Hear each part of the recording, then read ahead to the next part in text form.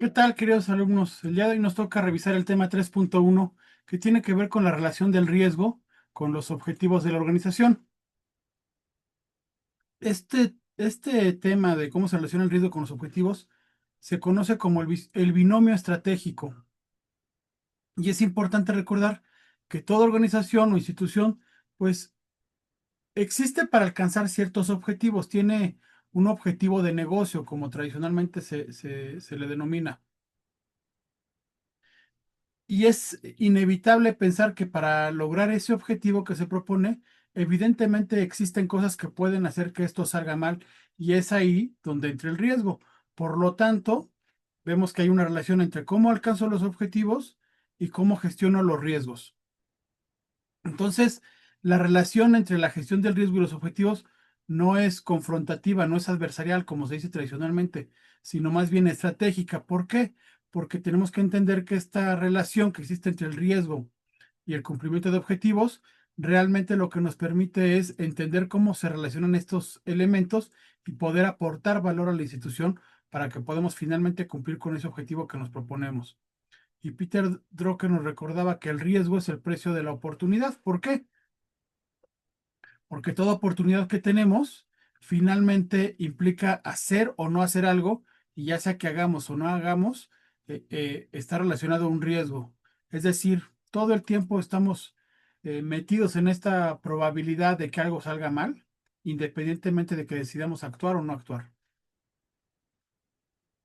Ahora bien, hay cuatro objetivos o cuatro categorías de objetivos, ¿no? En todas las instituciones que siempre van a estar a nivel académico saliendo en todos los documentos, que son los objetivos estratégicos, los operacionales, los de información y los de cumplimiento. No es que sean los únicos, también tenemos objetivos de seguridad, de eficacia, de eficiencia, de muchos otros, pero estos cuatro son base para entender cómo funciona la institución. Los objetivos estratégicos nos permiten, por ejemplo, entender cuál es la naturaleza de la institución. Aquí encontramos la misión, la visión. También encontramos el enfoque que tiene la institución. eh, a ver, esto es importante. Aquí, en la cuestión de estrategia, como ustedes saben, siempre se hace relación a una metodología que se conoce como FODA, ¿no? Que tiene que ver con el análisis de fortalezas, oportunidades, eh, amenazas y vulnerabilidades. Bueno, o debilidades, ¿no? ¿Cómo se le llama? Pues viene algo muy interesante, porque la definición clásica de riesgo nos dice que el riesgo es la probabilidad de que una amenaza se combine por un tiempo determinado con una vulnerabilidad y nos provoque un daño o nos desvíe de un objetivo. ¿Y esto por qué es importante? Bueno, porque esas amenazas son esos factores externos en contra y las vulnerabilidades, los factores internos en contra. Entonces, la típica concepción que tenemos de riesgos, que nos dice que es la probabilidad de que un factor externo en contra se combine con un factor interno en contra por un tiempo determinado y derivado de esa combinación se nos provoque un daño, eh, es muy interesante. Porque entonces lo que es el entendimiento del riesgo, el análisis de esos factores externos e internos, es decir, del contexto en que se va a encontrar el riesgo, resulta que coincida plenamente con una metodología que se aplica a la estrategia. Entonces vemos cómo el entendimiento del contexto que aplicamos para los riesgos también es utilizado para diseñar la estrategia. Por eso vemos que está ligado y trabajan de forma complementaria la gestión de los riesgos con el cumplimiento de objetivos. Los objetivos estratégicos son básicos para la organización, evidentemente, pero también son básicos para poder entender cuál es el contexto en que se encuentran los riesgos y por tanto aplicar las mejores metodologías para gestionarlos. Entonces, ya desde aquí estamos viendo cómo la gestión interactúa con ese cumplimiento de objetivos.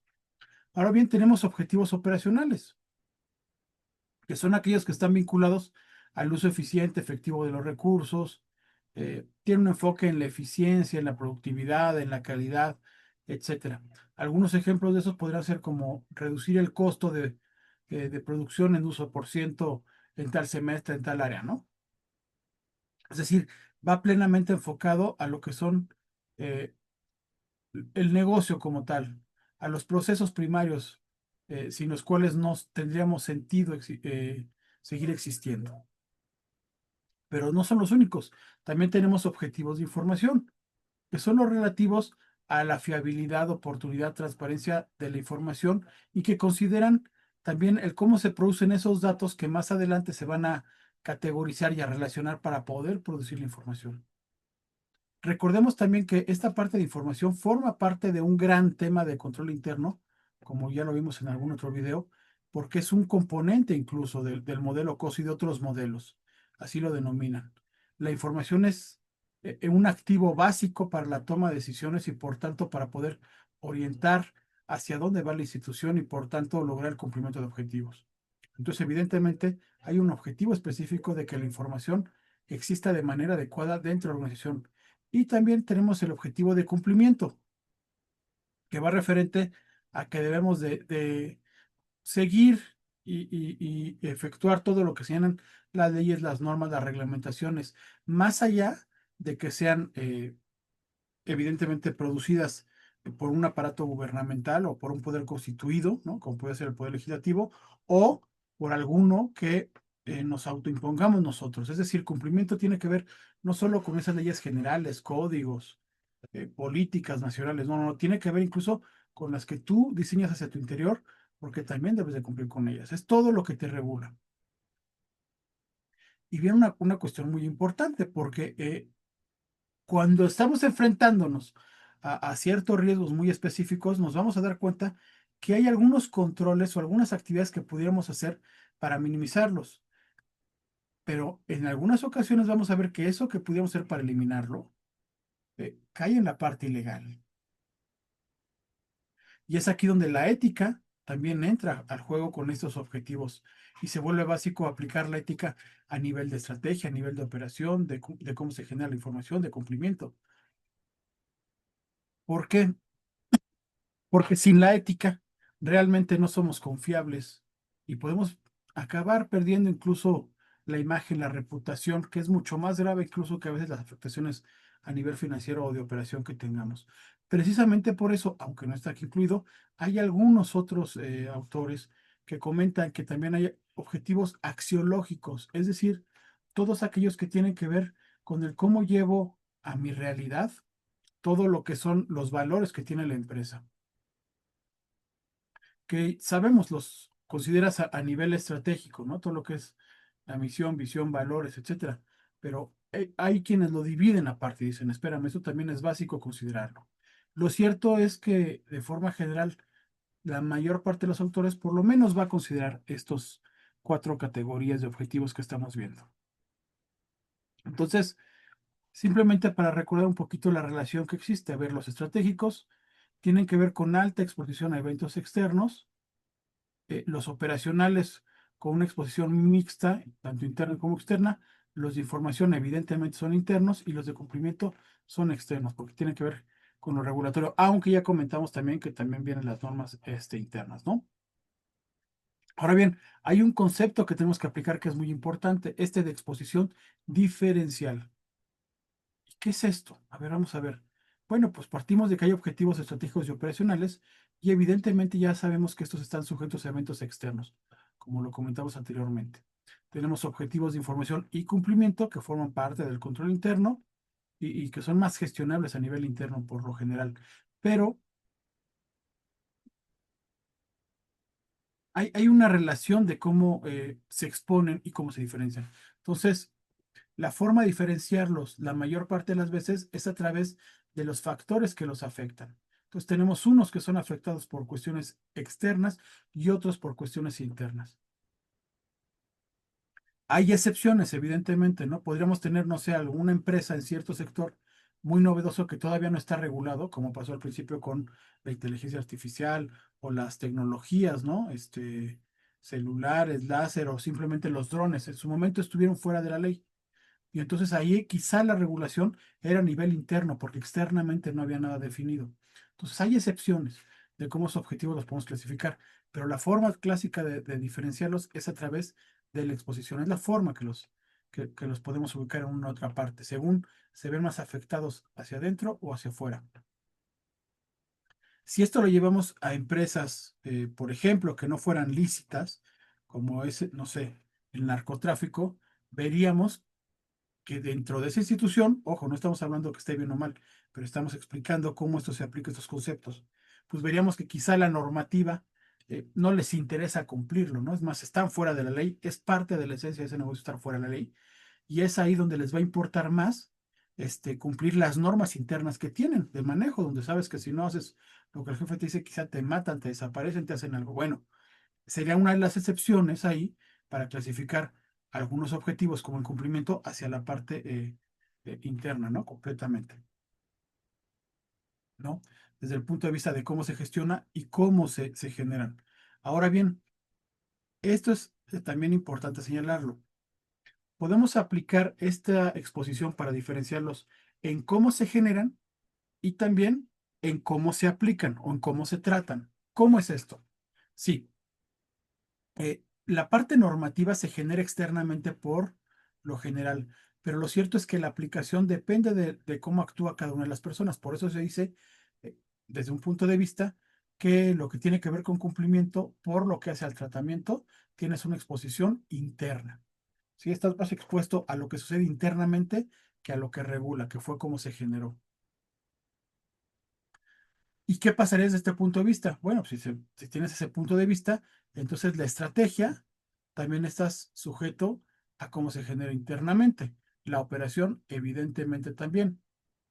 Y la información, una parte sí y la otra sigue siendo externa, ¿no? Entonces, vale la pena aclarar que también un objetivo pudiera estar ubicado en más de una clasificación respecto de esta forma de verlo, ¿no? Es decir, pudiera ser generado externamente, generado externamente, tratado internamente, etcétera.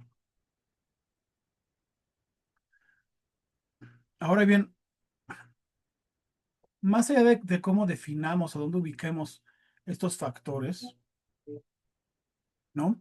Eh, tenemos que aplicarlo en lo que es la parte preventiva. Es la parte esencial. A ver, ya dijimos en algún video que existen controles preventivos, detectivos y correctivos, ¿no? Es decir, puedo reaccionar a lo que está pasando en la realidad, ser muy reactivo, o puedo ser proactivo. Es ahí donde entra la prevención. Bueno, los sistemas de gestión de administración de riesgos, lo que generalmente buscan es que seas más proactivo que reactivo, que te anticipes a lo que está pasando, incluso en el diseño de los controles que tendrás, por ejemplo, siendo correctivos. ¿Sí? Esto es importante recordarlo. Y veíamos que de la definición de riesgo, que era la probabilidad de que una amenaza se combine por un tiempo determinado con alguna realidad, habíamos platicado que entonces el análisis del contexto de factores externos e internos se vuelve básico, sobre todo por aquellos que nos afectan o que son negativos desde nuestro punto de vista. Entonces, la prevención se vuelve básica a nivel incluso de la estrategia, como ya señalamos. El modelo FODA, por ejemplo, nos permite analizar cómo fortalezas pueden contrarrestar amenazas, ¿sí? Y si son más las fortalezas que tenemos que las vulnerabilidades, vamos a estar menos expuestos a ciertas cosas. De ahí que es importante siempre entender todo el contexto, tanto en la parte positiva como en la parte negativa. Ahora bien, ¿cuál es el propósito central que tiene el administrar los riesgos en una institución? Bueno, es el poder identificar que puede salir mal, el poder analizarlos, aplicar alguna metodología para definir la criticidad que tienen y entonces actuar en consecuencia dando recursos a aquellos que tienen más prioridad, controlarlos, evaluarlos y darle seguimiento. Bueno, dentro de esto, ¿sí? Una vez que ya analizamos, definimos el nivel de criticidad de los riesgos, tenemos que tomar lo que se conoce como una política de administración, es decir, una decisión con respecto a cómo nos vamos a enfrentar a los riesgos. Y es aquí donde podemos decidir si los vamos a evitar, lo vamos a reducir, los vamos a compartir, a transferir, a aceptar. ¿Qué vamos a hacer con esos riesgos? ¿Sí? ¿Cuándo tradicionalmente los transferimos? Cuando no tenemos la capacidad para enfrentarlos. El ejemplo, para explicar esto, es el típico ejemplo que se usa, porque es muy claro, es en los hospitales. A ver, yo voy al especialista, tengo un problema, no sé, muy muy especializado como el cardíaco, un médico general no tiene la capacidad para entenderlo y atenderlo. Y por tanto, tiene que canalizarme con alguien que realmente pueda atender eso así de específico. Entonces ahí lo estás transfiriendo. Vemos que incluso si nosotros quisiéramos enfrentar eh, esto sin tener la capacidad, podríamos ponernos en riesgo a nosotros y a los demás. Por eso hay la obligación en ciertas ocasiones de transferirlo. ¿Sí? ¿Cuándo lo compartimos? Cuando tenemos la capacidad de actuar en conjunto con otros. Igual, siempre se pone de ejemplo una operación quirúrgica, porque aunque vas a cargo con un médico, que es el que te va a atender, finalmente él tiene que tener enfermeras, instrumentistas, anestesiólogos, toda una serie de equipos. Y cada uno tiene una responsabilidad, evidentemente, pero hay alguien que da la cara. Y es importante, tú estás compartiendo el riesgo. ¿Cuándo lo reduces? Cuando aplicas medidas específicas de mitigación. ¿Sí? Es decir, estoy detectando que está pasando algo, me estoy dando cuenta, pero hay algo que puedo hacer. ¿Sabes qué está empezando a aprender las cosas? Bueno, pues baja la luz, baja el gas, aplica el extinguidor, etcétera, ¿no? Tienes que reducir los efectos de lo que va a pasar. ¿Cuándo lo evito? Cuando de plano digo, mira, es tan riesgoso que mejor no entro por ahí. Ejemplo, voy en la noche en un camino, de repente veo un callejón oscuro por el que tengo que pasar o ir a dar la vuelta a otro más largo. ¿Sabes qué? Evítate el problema, mejor te vas, ¿no? Y cuando aceptas los riesgos, cuando finalmente forman parte de tu operación, tienes que seguir trabajando porque si no, por ejemplo, vas a desaparecer, no vas a vender las cosas y finalmente no puedes hacer nada para que esto no suceda, ¿no? Entonces, por ejemplo, yo voy a elaborar cierto producto, sé que voy a tener cierta merma, va a implicar una pérdida económica, pero pues, la tendré que absorber para continuar con mi actividad. Entonces, pues simplemente, aunque hay riesgo de merma, este, pues tengo que continuar, no puedo pararme porque hay una merma. Sí, más adelante voy a actuar, ¿no? Evidentemente para tratar de ser más eficiente, tener menos merma, etcétera, lo que quieran, pero voy a tener que aceptar las consecuencias de lo que está pasando, porque no puedo separar esos riesgos de la actividad que estoy realizando. Entonces, ¿cuáles son los objetivos que tiene la administración de riesgos? Asegurar el cumplimiento de políticas relacionadas con los riesgos, establecer metodologías claras, estandarizadas, que permitan que toda la institución sepa de lo que se trata, ¿no? Esta cuestión de riesgos, que conozcan para que lo puedan llevar a cabo en cualquier tipo de actividad, más allá de que estén dentro de la operación o no, porque debemos de recordar que algo importante que debe de generar la administración de riesgos es el pensamiento de riesgos, es decir, que en cualquier decisión que estemos tomando, que estemos analizando, esté presente ahí esto, no que simplemente se aplique en lugares específicos de acuerdo a un manual, por ejemplo. Bueno, ¿qué otro objetivo tiene? Identificar fuentes de información, porque decíamos que la toma de decisiones depende de la calidad de la información, el determinar niveles adecuados de riesgo para saber cuándo podemos actuar de acuerdo a un apetito, una tolerancia, una capacidad que tengamos previamente definida y evidentemente eh, dar información continua y clara, exacta, eh, trazable, contrastable, etcétera, al sistema para que podamos entender realmente a qué magnitud de riesgo nos estamos exponiendo. Y hay un contraste claro, ¿no? Por ahí se dice que son dos visiones, ¿no? Lo que es la oportunidad y la amenaza. ¿Por qué? Porque ya dijimos, la amenaza es ese factor externo en contra y la oportunidad es ese factor externo a favor. Entonces, tradicionalmente, vemos que las amenazas son entendidos como eventos de impacto negativo, es decir, esas situaciones que pueden obstaculizar el logro de objetivos, que van a requerir mitigarlos, controlarlos, como puede ser una recesión económica, ¿no? Que va a reducir la demanda, etcétera. Y por otra parte, tenemos ese efecto externo positivo o el evento con impacto positivo que se considera la oportunidad. Bueno, que es importante identificarla porque es algo que puede potenciar el logro de los objetivos. Es decir, si vamos a lograr 5, pues quizá con esto logramos 7 o 10 o 15, ¿no? Entonces también requiere aquí aplicar estrategias, pero evidentemente enfocadas al aprovechamiento y capitalización de las cosas. Ejemplo, un cambio tecnológico que nos va a permitir una mayor eficiencia operativa. Ahora bien, desde la perspectiva moderna, la administración de riesgos entonces no solamente se va a enfocar en la parte negativa, sino que también va a tener que analizar la parte positiva para poder explotarla, porque si no estamos perdiendo parte importante de todo el ejercicio que ya hicimos para entender el contexto de los riesgos. Y aquí incluso la ética entra a juego.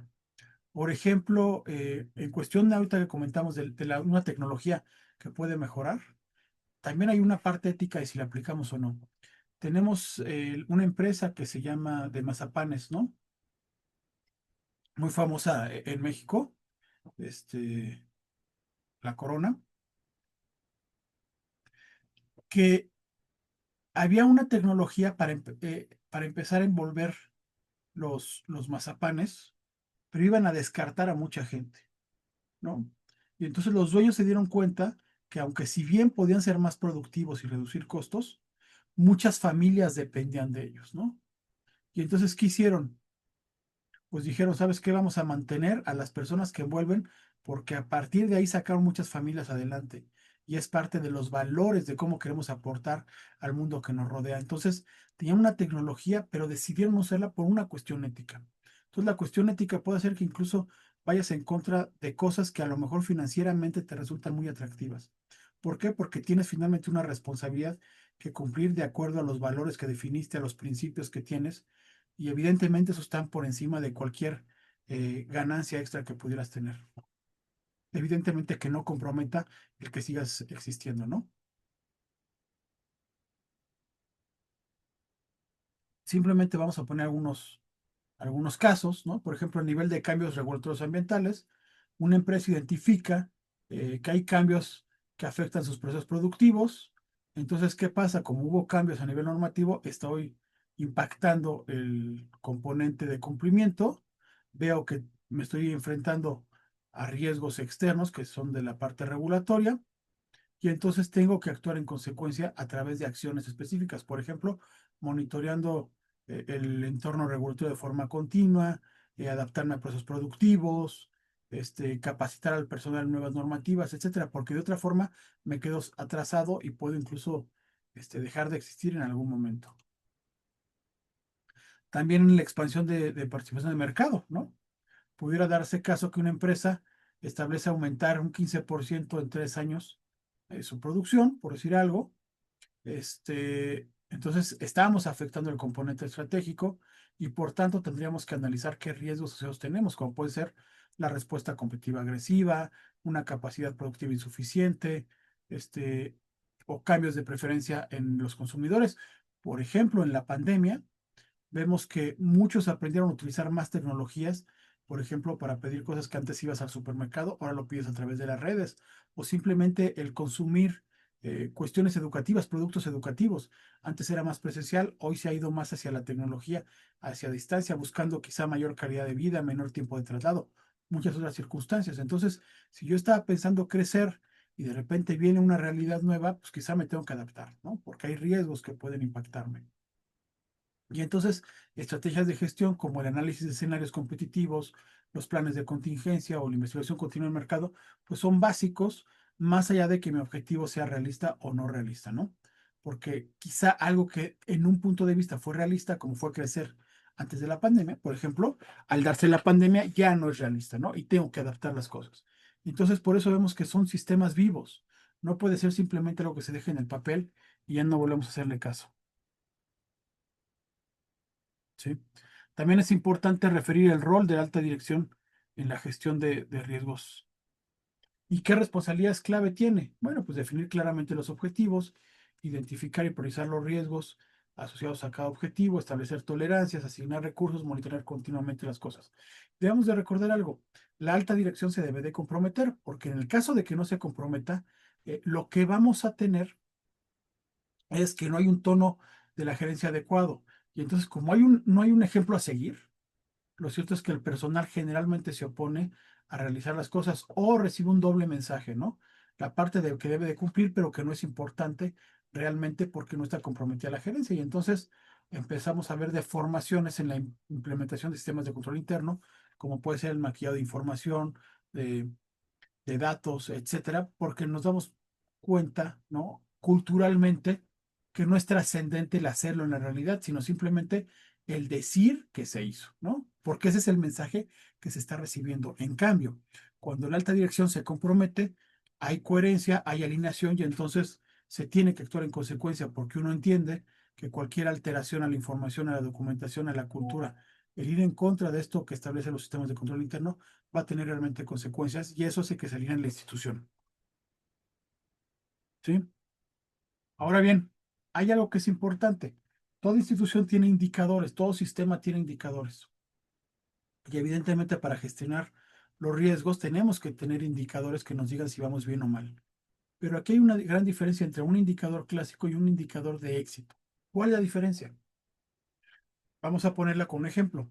Yo quiero acabar con la pobreza. Entonces, yo llego al poder, agarro el ejército, mato a todos los pobres, ¿no? Al 70% de la población la mato y digo, logré mi objetivo. O sea, bueno, sí, sí lograste el objetivo, acabaste con la pobreza, ¿no? Pero mataste a mucha gente, ¿no? Y cometiste delitos. Entonces, ¿se pudiera decir que soy exitoso por cumplir el objetivo? Evidentemente no. Entonces, ¿de qué depende el éxito? Bueno, no depende solamente de lograr el objetivo, ¿no? De ese indicador o lo que fuera, o esa meta, sino que tiene que haber una serie de cualidades asociadas para que realmente se considere exitoso. Es decir, tenemos que acabar con la pobreza sin que haya muerte, sin que haya violencia, a través de políticas claras, de medidas. Entonces empezamos a tener otra serie de cualidades y nos damos cuenta que lo importante no es lograr simplemente la meta, sino la manera en que logramos la meta, los valores que aplicamos al lograr la meta. Y entonces esto cambia radicalmente la forma en que se percibe y se actúa dentro de una institución, porque entonces llegamos al punto donde, sí, yo quería crecer, por ejemplo, al 15%, sí, pero ¿cómo? Explotando al personal, quemándolo, haciendo que renunciaran, en perjuicio de mi credibilidad, incumpliendo la ley, pues no. Entonces es preferible aplicar ciertas cualidades en el cómo lo logramos que el resultado en sí. Podemos seguir mejorando hasta lograrlo, pero no podemos comprometer, por ejemplo, los valores, la ética, ¿no? Aplicada a las cosas, las metodologías, eh, que sean ciertas, que sean comprobables. Entonces viene otra serie de cualidades. ¿Sabes qué? Te permito llegar ahí, sí, y es mi objetivo y tenemos que ir, sí, pero tomando datos ciertos. Prefiero saber la realidad de que estoy mal a que me mientas, ¿no? Ok, perfecto. No ganar tanto, pero tener responsabilidad social. Y entonces se empieza a volver, si se dan cuenta, un poco más complejo, pero un poco más humano y más ético esta definición de lo que es un indicador o la utilización que tiene mi sistema. Entonces, cada vez se habla más de utilizar indicadores de éxito más que simplemente indicadores. Y eso los podemos evidentemente aplicar a cualquier tema, un tema estratégico, operacional, de información, de cumplimiento, etcétera. Por ejemplo, yo podría decir un indicador, llegar a cero sanciones regulatorias. Ok, entonces como mi objetivo es esto, pues vamos a corromper y a caer en cohecho, en otra serie de cosas. Pues no, yo quiero llegar a esto, pero sin haber caído en ninguna cuestión que no sea ética, que implique corrupción, que implique fraude, que implique, etcétera, ¿no? Otra serie de cualidades. Tú sabes que si me tienes que multar, pues pagaré la multa, ¿no? Pero no voy a darte una mordida, no voy a corromperte por lograr esto. ¿Por qué? Porque es más importante la forma en que lo hacemos que el hacerlo como tal. Y simplemente a forma de conclusión, bueno, pues recordar que la relación entre riesgo y objetivos no es lineal, es dinámica, es recursiva, porque tenemos objetivos que identifican riesgos, que deben de informar sobre decisiones y que evidentemente ajustan sobre objetivos. Entonces hay puntos clave para recordar. No todos los objetivos tienen la misma exposición al riesgo. La gestión efectiva de riesgos permite mayor ambición en objetivos. Las oportunidades son tan importantes como las amenazas, ¿no? El riesgo residual finalmente siempre va a existir y la administración es una inversión, no un gasto. Y la forma en que gestionamos los riesgos, pues es la manera en que vamos a hacer que nuestra institución crezca y que realmente pueda aplicar la toma de decisiones informada, valiente y con una seguridad razonable. Entonces, los invito a continuar profundizando en este tipo de temas. Les deseo un excelente día. Nos vemos en el siguiente video. Hasta luego.